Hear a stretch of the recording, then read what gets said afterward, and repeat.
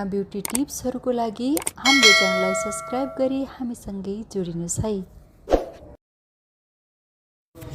नमस्ते सबैजनालाई। आज म यहाँहरूलाई सारो सिरा व्याक्स कसरी चलाउने भनेर देखाउँछु है। यो व्याक्स देखिरहनु भएको छ जुन निकै सारो छ। हेर्नु त, यो एकदम सारो छ।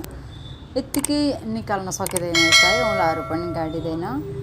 अब यसलाई के गर्नुस् भने आधा घण्टा जति घाममा राखिदिनुस्, अथवा घाममा राख्न सम्भव छैन, टाइम छैन भने तातो पानीमा यसलाई डुबाइदिनुस्।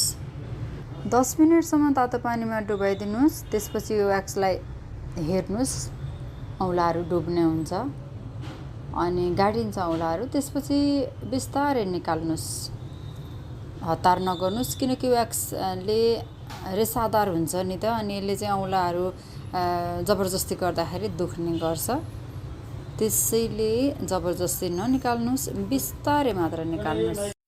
अब यसलाई हातमा एकछिन यसरी मिक्स गर्नुस्, खेलाउनुस्, अनि व्याक्स गर्नको लागि अब हामी रेडी हुन्छौँ। यहाँहरू पनि यसरी व्याक्स गर्नको लागि रेडी हुनुहोस्। अब यसलाई अप्लाई गर्नुस्, यो तरिकाले अप्लाई गर्नुस् है। तलतिर चाहिँ हामीले यसलाई अप्लाई गर्ने, अनि अप्लाई गरिसके पछाडि अपोजिट डिरेक्सनमा चाहिँ हामीले हातलाई थोरै छड्के बनाएर यसरी तान्ने। एउटा कुरा याद गर्नुस्, जन्मजात कोही पनि जान्ने भएर त आउँदैन नि, होइन। हरेक कुरा सिकाइमा भर पर्छ। त्यसैले सिरा व्याक्स पनि एकै पटकमा आउँछ भन्न सकिँदैन।